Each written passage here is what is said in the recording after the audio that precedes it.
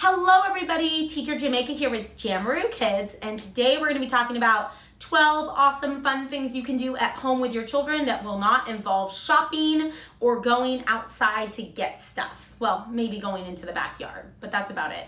So the first thing on our list is kitchen band. So I love doing this with my nieces and nephews and my students.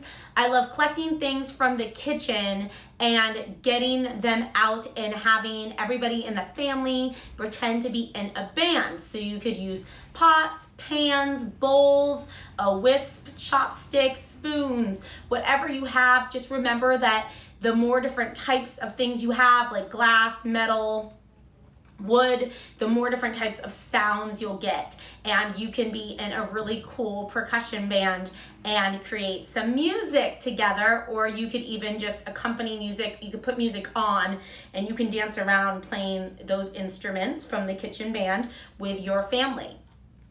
Number 2 on the list is laundromat. Everybody has to do laundry, and one of the things that young children love doing is feeling like they are helping and contributing. So definitely next time you're doing your laundry, you can throw it out on the floor, on your bed, or wherever, and have your young children either collect socks or collect underwear or collect towels, and then you can have them even match the socks together, which is a great project for them. And you can pretend like you're in a laundromat. The third thing on the list is to do sensory play inside. So if you have a big bin, like a Tupperware bin that you would use to store your holiday stuff in and decorations in, if you have an extra one of those, try if you have a younger child, I would say anywhere from like 12 months to like 18 months, stick your child in that bin. First, put the bin on a blanket because A, it will help keep the mess contained, but B, it also will make it so that if your child is having lots of fun in the bin and you need to go into the kitchen or into another room, you can gently pull that towel and slide the bin into the other room and they can go on a little ride. But turn that bin into a sensory play area for inside. So either put in rice or lentils or dried beans, and put in some toilet paper rollers and some bowls or some cups and some spoons or scoopers, and let your children play in the sensory bin inside. Then when they're done, you just remove the bin, you roll up the blanket and you shake it outside, and you don't have a big mess. So that's a fun way to bring sensory play inside. Another great thing to do is to build a rocket ship or a train or a car or a building or a tower or a mountain with your boxes. Keep your boxes, keep your tissue rollers, keep your tissue boxes, all of those things, and create a fun tower or building or car or vehicle with the boxes. If you have older children, they can really get into decorating it. You could even maybe bring it outside if you wanted to paint.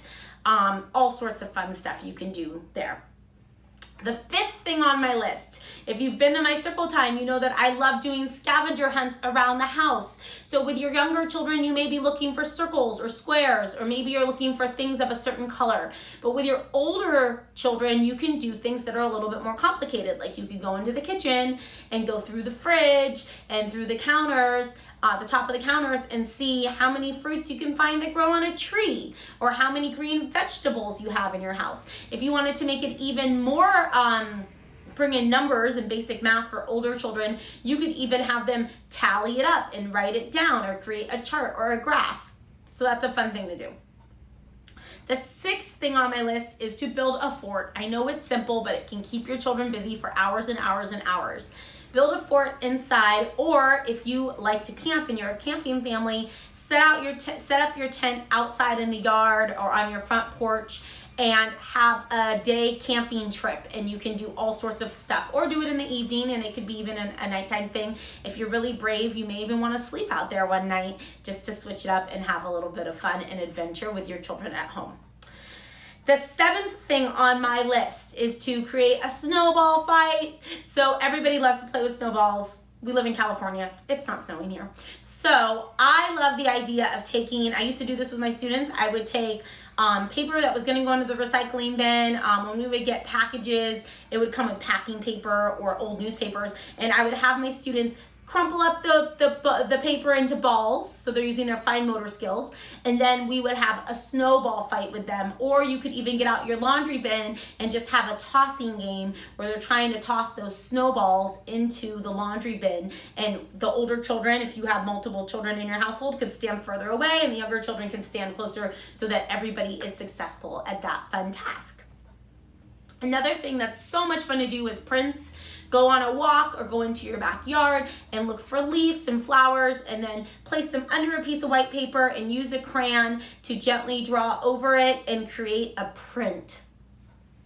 Another fun thing, number 9 on my list, is to take an empty Kleenex box and make it into a touchy-feely box. So what I like to do is take an object and put it in there and have my students guess what's inside the box. So you could fit a stuffed animal in there, you could put an apple or an orange in there, you could do all sorts of stuff, but have your children go and put their hand inside and try to guess what they're feeling inside the box.